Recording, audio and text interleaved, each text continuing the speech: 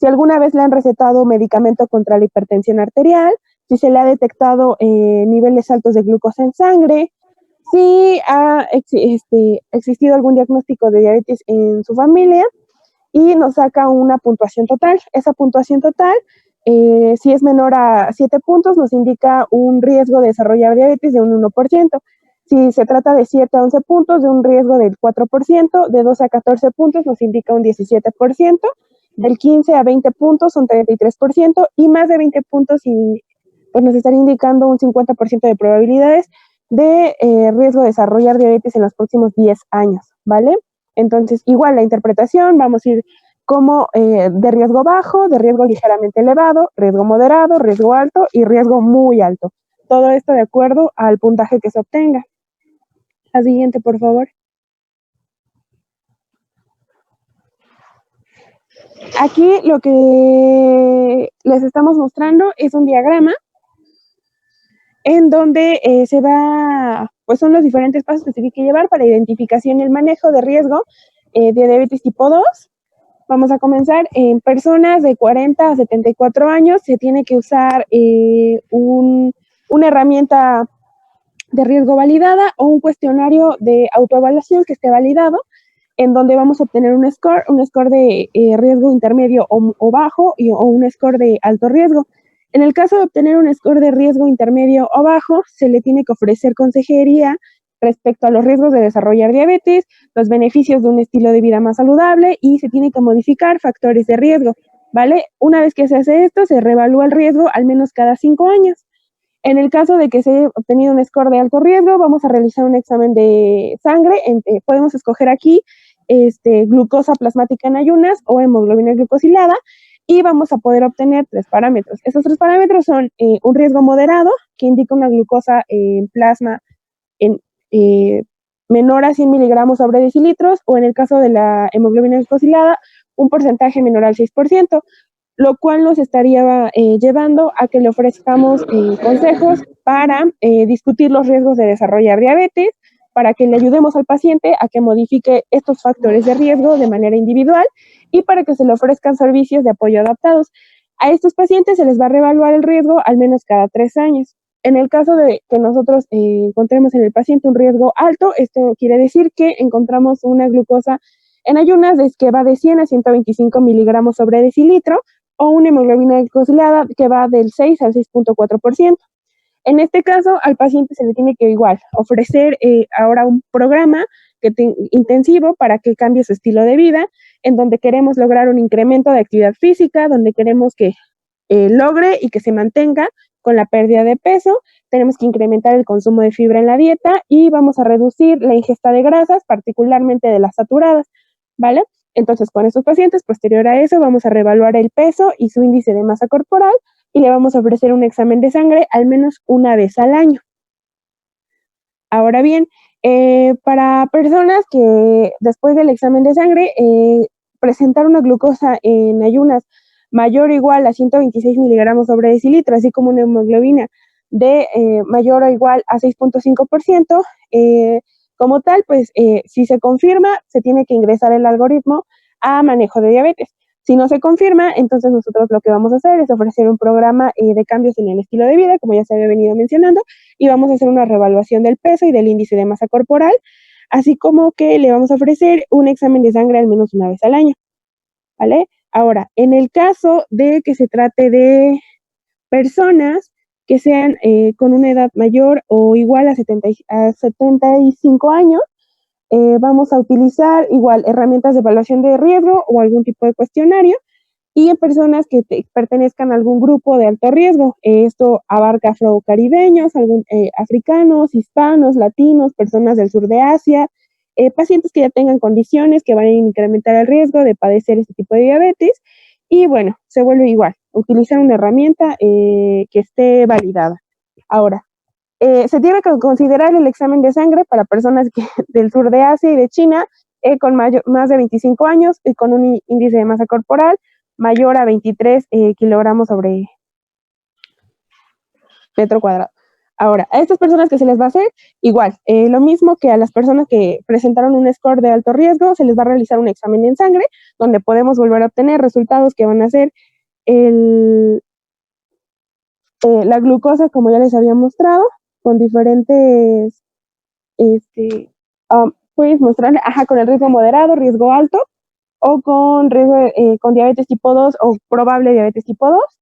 Y pues de confirmarse, pues se sigue el tratamiento y de no, pues se vuelve ya a lo mismo, ¿no? Que es reevaluar el peso, el MC y el examen de sangre al menos una vez, ¿vale? ¿Puedes bajarlo, Marijitos, por favor? Mm, ujú. Y pues esto es todo con respecto a ese primer mapa, ¿vale? Ahora, hablando del tratamiento, el manejo de nuestros pacientes es multifactorial. ¿A qué nos referimos con esto? Pues a que nosotros vamos a tratar de controlar todos esos factores de riesgo que lleven a que nuestro paciente pueda desarrollar o que se pueda complicar, ¿vale? Entonces, lo más importante pues va a ser el cambio en el estilo de vida. Es decir, Vale. vamos a implementar... ¿Mandé? Síguele. Ok, vamos a implementar la actividad física en este tipo de pacientes y también vamos a meter a su estilo de vida la dieta mediterránea. Vamos a tener que iniciar el tratamiento farmacológico con metformina a dosis de 400 miligramos por día y esta tiene que ir incrementando de manera gradual, ¿vale? En la guía de práctica clínica nos maneja que se puede iniciar con 500 miligramos. Ahora, pues se tiene que también iniciar una terapia combinada en el paciente con diabetes mellitus tipo 2, con diagnóstico reciente y con un nivel plasmático, con un nivel de hemoglobina glucosilada mayor al 8%. El tratamiento es metformina más otro hipoglucemiante oral, inhibidores de DPP4, inhibidores SGLT2, sulfonilureas o, ok, esto me va a costar pronunciarlo, tiazolidinediona, ¿vale? Nuestra meta de control metabólico va a ser tener una hemoglobina glucosilada menor a 7%. La siguiente, por favor.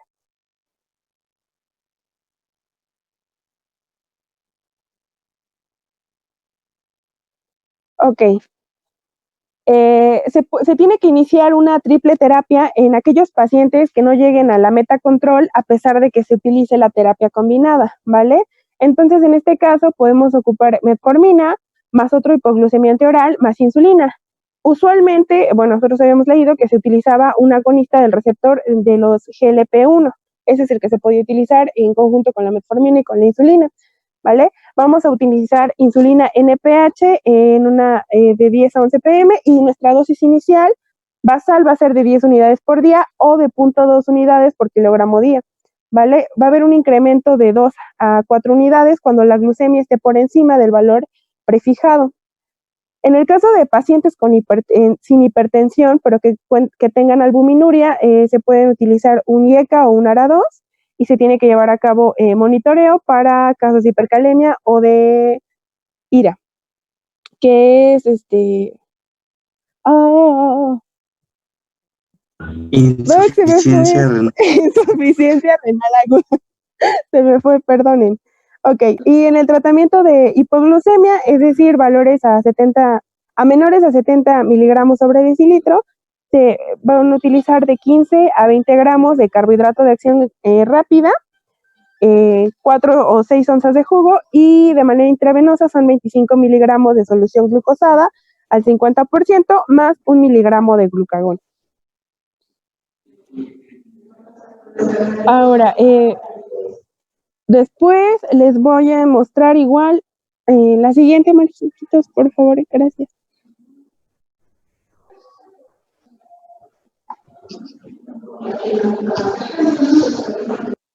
Son otros algoritmos en donde igual se menciona que en un diagnóstico reciente de diabetes mellitus tipo 2 se tiene que llevar a cabo la evaluación.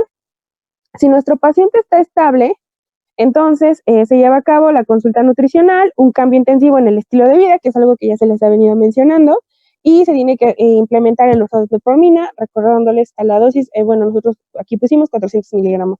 de manera 450 miligramos de manera inicial. Ok, entonces, después de eso se lleva a cabo el monitoreo y si encontramos una hemoglobina glucosilada de menor o igual a 7.9%, entonces se mantiene la monoterapia. En este caso, metformina de 850 miligramos hasta cada 8 horas. Se tiene que considerar sitaglipina en el caso de intolerancia o contraindicaciones para la metformina y se tiene que checar la creatinina que tiene que ser menor a 30 mililitros. Ay. Y si se cumple con la glicemia recomendada, se da un seguimiento de manera trimestral.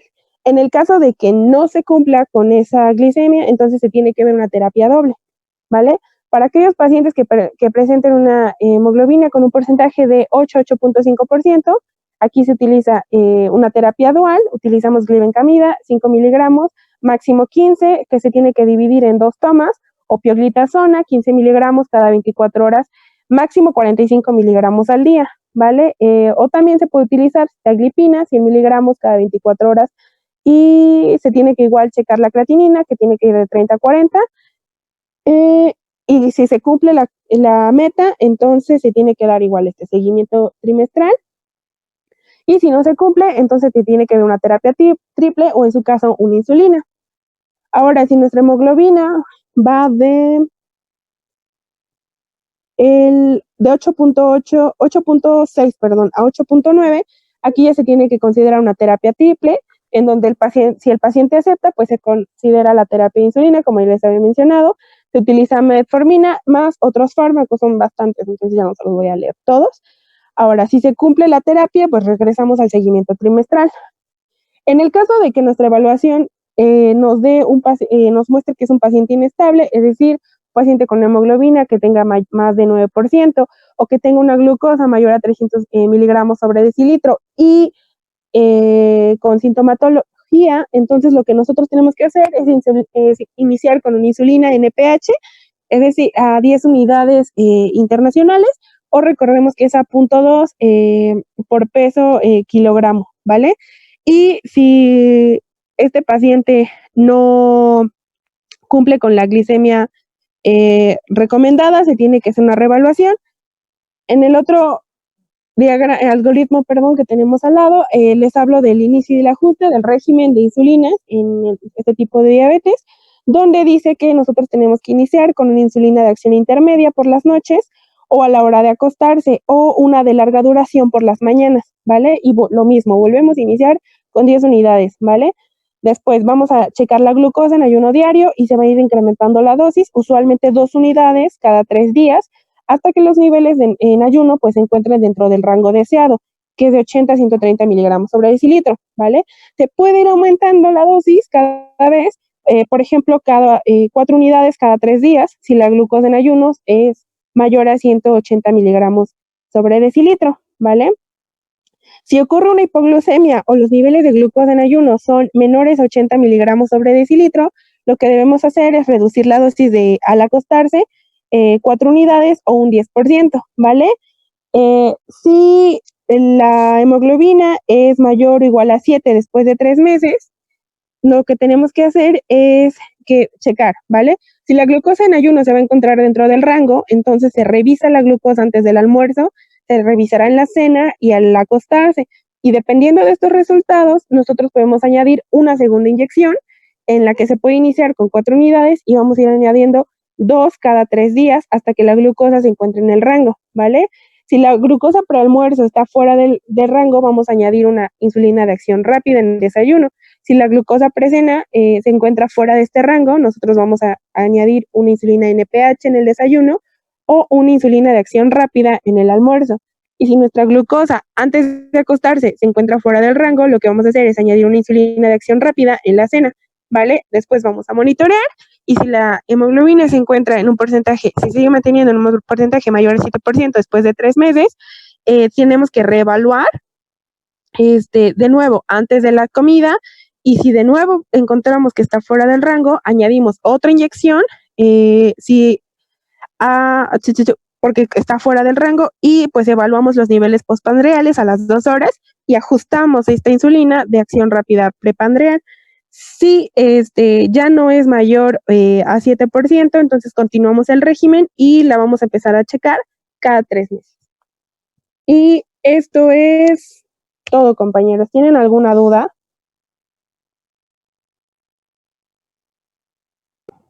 O sea, pueden comentar si quieren ahí, no o sí o algo así.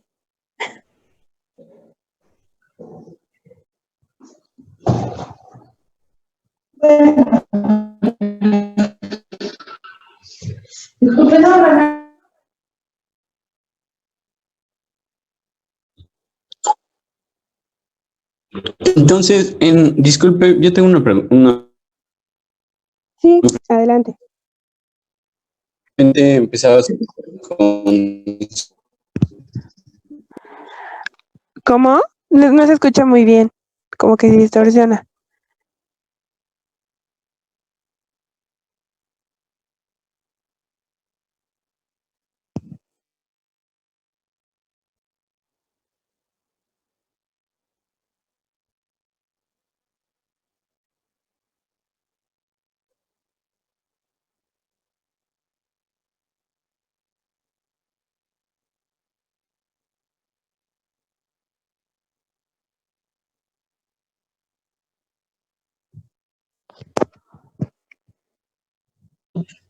¿Quién preguntó?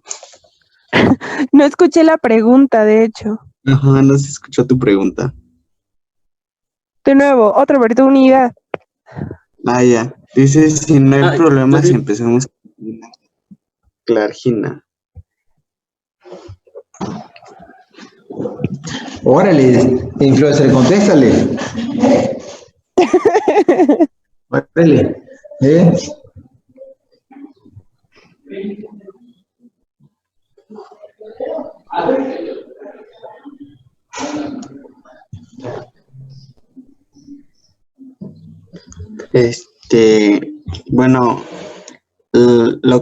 Bueno, la NPH es una insulina de larga duración, entonces su acción es lenta. Entonces, yo considero que si utilizamos entre Clargina y NPH, bueno, esto es lo que recomienda la GPC, pero si el paciente tiene una mejor aceptación y disminuye lo que viene siendo la concentración de la glucosa del paciente, pues podemos utilizar lo que es la Clargina.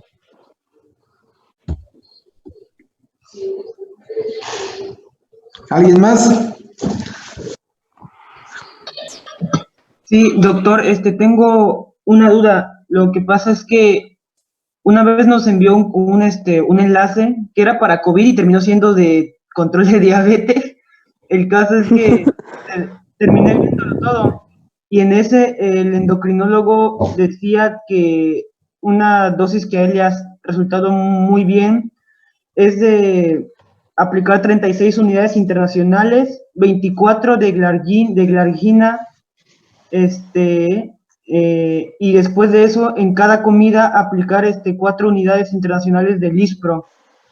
La Glargina para mantener los valores basales pues en todo el día y la Lispro pues para cada pico glucémico que hay. No sé usted qué opine. Voy a romper tu corazoncito, influencer. ¿Por qué, doctor? Las guías de práctica clínica son las peores guías que tiene el Seguro Social para control de la diabetes. Perdón, nos enseñan que todo con las guías de práctica clínica. Eso, ya la clamida ya no se utiliza. ¿Sale? Entonces, okay. para nosotros lo que vamos a hacer es revisar prácticamente el algoritmo de la ADA, las guías, pero del que marca la ADA y la Asociación Europea de Diabetes. ¿Sí? Entonces, prácticamente, sí, hay indicaciones cuándo iniciar con insulina. Si ustedes me dicen, doctor, ¿puedo iniciar insulina de acción lenta, en este caso Clargina? La insulina Clargina, sí, a nivel comercial se llama Lantus, es U100, es una concentración, y tenemos una concentración más fuerte que es Tolleo, U300, sí, es una insulina basal de acción lenta, sí. Entonces, si yo tengo a mi paciente con una hemoglobina glicada arriba de 10, y tiene más de 5 años de ser diabético, es un paciente que yo le puedo iniciar insulina de inicio, ¿sí? Específicamente las insulinas de acción lenta, ¿sí? Las podemos manejar a punto 2. Los laboratorios te dicen que inicies con 10 y cada tercer día, ¿sí? Poderle incrementar en base a los esquemas que uno esté reportando. Yo les voy a dar más adelante cómo insulinizar, ¿sí? Entonces, prácticamente, ¿puedo iniciar con insulina basal? Sí. La insulina glargina, específicamente el Lantus, te dura en promedio 20 horas. Y lo que me está diciendo el compañero es que hay esquemas. Hay algo que se llama esquema basal, bolo y basal plus. Entonces, en uno, tú das una dosis de insulina basal que te va a durar 20 horas. Y en la comida fuerte, tú le puedes picar el dedo antes de que ingiera alimento. Y en base al destroste, la glucemia capilar, va a ser el número de insulina que le vas a aplicar. Ese esquema tiene un nombre, pero también puedes agregar y picarle el dedo a tu paciente antes de cada comida, y ese es otro esquema con otro nombre, ¿sí? Pero en la actualidad tenemos mezclas de insulina lenta con insulina rápida, ¿sí? Donde puedes poner 70% de la insulina lenta con 25% de la rápida. ¿Qué quiere decir? Si tu paciente pesa 50 kilos y le vamos a iniciar a punto 2, ¿sí? Tu paciente va a requerir 10 unidades de insulina, en teoría. Y si yo le pongo una combinación que sea 70-30, quiere decir que son 7 unidades de lenta y 3 unidades de rápida, ¿sí? Esas son combinaciones, pero aparte tienes la combinación de una insulina basal con un agonista del GLP-1. El agonista del GLP-1 también te va a cuidar lo que es la glucosa postprandial.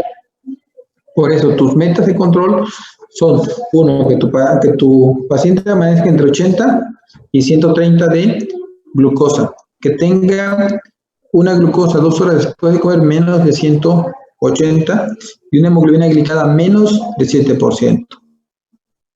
¿Sí? Okay. Entonces, todo esto es una guía. ¿Por qué? Porque en el Seguro Social se aún continúa con glibenclamida, pero en la actualidad la glibenclamida ya no se utiliza. Es una sulfonilurea que se utilizó en la época de los 70, pero se ha asociado principalmente a cardiopatía isquémica por el mecanismo de acción. ¿Sí? Ya actualmente lo que se utiliza es la glimeperida, porque tiene muchas ventajas en relación a la glibenclamida. La glibenclamida agotaba las células beta, mientras que la glimeperida lo que va a hacer es favorecer, ¿sí? Prácticamente esa célula. O sea, esa masa pancreática, en lugar de acabármela en 5 años, me la voy a acabar en 10 años. O sea, persevera. Con poquito produce mucho. Además, también lo que es la también te va a disminuir lo que es colesterol y triglicéridos y evita que suba de peso, a diferencia de la glibenclamida. Es la única sulfonilurea que hasta ahorita tiene esos efectos. De ahí tienes otro grupo de medicamentos, como bien lo dice las tiazolinidionas, principalmente la pioglitazona, que tiene indicaciones, ¿sí? Entonces, dos. Y tienes ahí la linagliptina y la metformina. La gliptina pertenece a un grupo de medicamentos que se llama inhibidores del BP4, como lo tienes ahí. Tienes prácticamente la dapaglifosina, que pertenece a los inhibidores de los GLT2, ¿sí? Pero aparte te hace falta otros, ¿sí? Alguien me pregunta, ¿cómo quito el hambre del paciente? Bueno, si nosotros leemos lo que son los agonistas del GLP-1, los agonistas del GLP-1 van a actuar a nivel cerebral para disminuir esa ansiedad y esas ganas de comer. No voy a emitir tu presentación porque el próximo lunes vamos a dar prácticamente 8 mecanismos fisiopatológicos que tienen alteración o están defectuosos en la fisiopatología de la diabetes tipo 2. Y esos 8 mecanismos que están defectuosos tienen un grupo de medicamentos precisos para poder evitar esa alteración, ¿sí?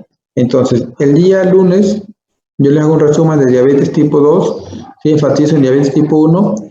Quiero que lean lo que es el octeto luminoso de Fromm, ¿sí? Y un compañero de ustedes tiene artículos. Esos artículos van a comparar los inhibidores del PP4 contra los agonistas del GLP-1, va a comparar las teozolinedionas, ¿sí? Y ahí vamos a revisar lo que son las guías de práctica, pero desde el punto de vista de la Asociación de Diabetes Americana y la guía de la Asociación Europea de Diabetes, ¿sí? Entonces, aquí, Ok, gracias, doctor.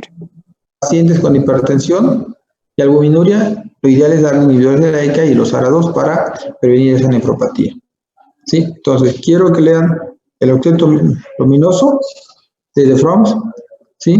Y el compañero va a hacer una tablita de el nombre del artículo, qué comparó y cuáles fueron los resultados. Y el día martes, en la mañana, les voy a dar una clase de insulinización, ¿sí? Los tipos de insulina. Hay insulina de acción lenta, hay insulina de acción intermedia, hay insulina de acción rápida, de ultra rápida, ¿sí? Y cómo se debe calcular y qué es lo que tenemos que vigilar con cada una de ellas.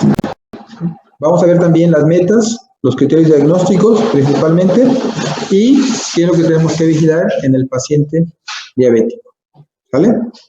Entonces, dice, va a seguir tomando metformina mientras esté en el esquema de insulina. Sí, realmente si ustedes revisan las guías europeas y de la...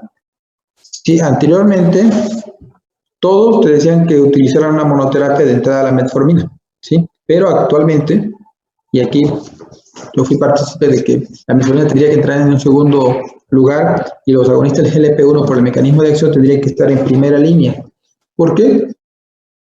Porque el día lunes que veamos el octeto y veamos cómo actúan los agonistas del GLP-1, se van a dar cuenta que el agonista del GLP-1 te bloquea 7 de los 8 mecanismos que hasta ahorita están alterados, ¿sí? Entonces, lo ideal es que una terapia tú vaya acompañado siempre de metformina. Podemos utilizar insulina con metformina, podemos utilizar una tiazolidina con metformina, podemos utilizar un agonista inhibidor de los LT2 con metformina. O sea, realmente la metformina de inicio fue el parteagua. Si ustedes revisan el estudio de LUCA-PDS, se van a dar cuenta que en ese estudio todos los pacientes fueron prácticamente manejados con metformina, una biguanida, ¿sí? Porque el principal objetivo era disminuir disminuir la producción de glucosa a nivel hepático y disminuir la resistencia a la insulina, ¿sí? La dosis máxima que podemos dar de metformina son 3 gramos al día, ¿sí? Entonces yo puedo combinar tranquilamente una insulina basal con metformina 500 miligramos después de cada comida. Puedo combinar tranquilamente, ¿sí? Puedo combinar tranquilamente el inhibidor de los GLT2 con una metformina. Aquí dicen, una pregunta, ¿el fenómeno de Somogyi es común? ¿Qué es el fenómeno de Somogyi? Hay fenómeno de Somogyi y hay efecto del alfa. Aquí llamamos fenómeno de Somogyi. Carlos.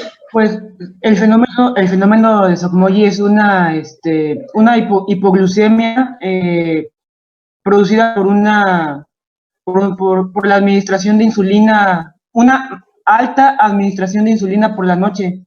Dicen que sobre todo se da cuando se administran altas dosis de insulina NPH. 12. ¿Entonces Somogyi no es una hiperglucemia precedida de una hipoglucemia? Sí, es hiperglucemia como rebote por una... por hormonas contrarreguladoras. ¿Es el efecto del alba? Ese es otro. Entonces, ¿cuál es la diferencia uno con otro? Es que el fenómeno del alfa es hiperglucemia, ¿no? En las primeras horas de la mañana, y esto tiene que ver con la secreción nocturna de la GH, ¿no? Durante el sueño.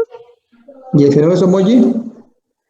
Es la hiperglucemia, que es como el rebote después de la hipoglucemia, ¿sí? No, o sea, es una hipoglucemia. En el fenómeno de alba es un aumento normal de azúcar en la sangre cuando el organismo de una persona se prepara para despertarse, y en el de Somogyi se desciende demasiado en las primeras horas de la mañana. Bueno, ya tenemos esa pregunta para el día lunes para revisarla. Luego dice, ¿en qué estadio de la enfermedad renal se retira el tratamiento con metformina? En el 2017-2018, ¿sí? Ya hay estudios que dicen que la metformina no tiene que ajustarse con daño renal, ¿sí? Actualmente ¿sí? Los nefrólogos que leen saben perfectamente que ya no se ajusta. Antes del 2017 tenían que disminuir la dosis de metformina en pacientes con enfermedad renal crónica. Actualmente ya hay evidencias que no tiene por qué disminuirse o retirarse, ¿sí? Entonces, todo eso, los valores Somogyi, ¿sí? Del ALBA, prácticamente son falsos negativos que vamos a tener para el control de diabetes, ¿sí? La insulina NPH es de 12 horas. Anteriormente, ¿sí? Ese tipo de insulina nos decían, si el paciente pesa 70 kilos y le inicio a punto 3, 70 por punto 3 me corresponden 21 unidades. De esas 21 unidades yo voy a poner 2/3 partes en la mañana y 1/3 parte en la noche. ¿Por qué? Porque la NPH dura 12 unidades, 12 horas. Entonces le pones prácticamente 14 en la mañana y 7 en la noche. Pero muchas veces el paciente amanecía con 250, ¿sí? Entonces esos 250 lo que hacía era subirle a los 7 de la noche y el paciente volvía a salir con 300 o se mantenía con 250. ¿Por qué? Porque prácticamente estos dos fenómenos, tanto el Somogyi como el fenómeno manual del ALBA, tenían mucho que ver en ese control, ¿sí? Por eso ustedes van a encontrar que muchas veces ustedes le van a pedir glucosa capilar a las 5 de la mañana para ver cómo está, ¿sí? Entonces, actualmente ya las insulinas de 24 horas se las pones a las 7 de la noche, ¿sí? Porque tiene una ventaja. Pues se la puedes poner a las 7:30 de la mañana.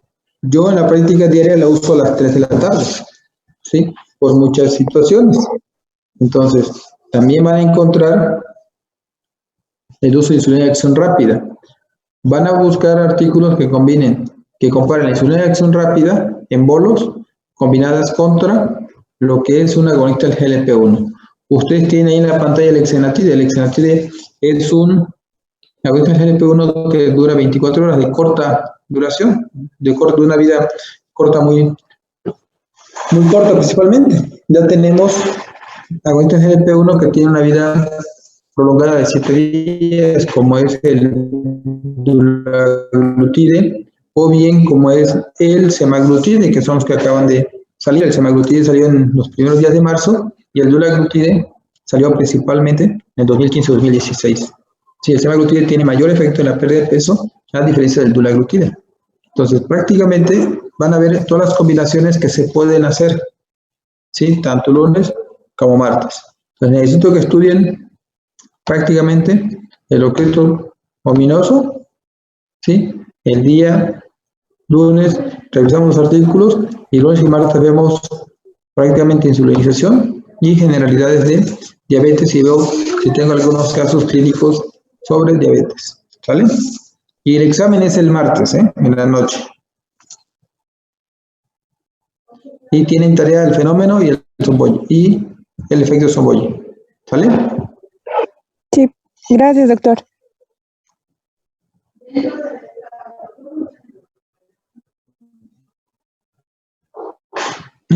Sí, lo ideal es el régimen dietético, pero cuando tienes hemoglobinas glucosiladas de 10 o de 9 ya no te ayuda.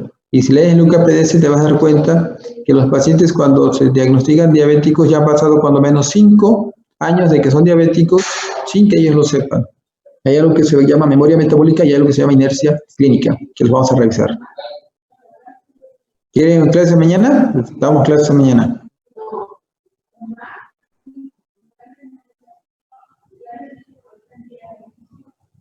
Bueno, entonces el lunes sale.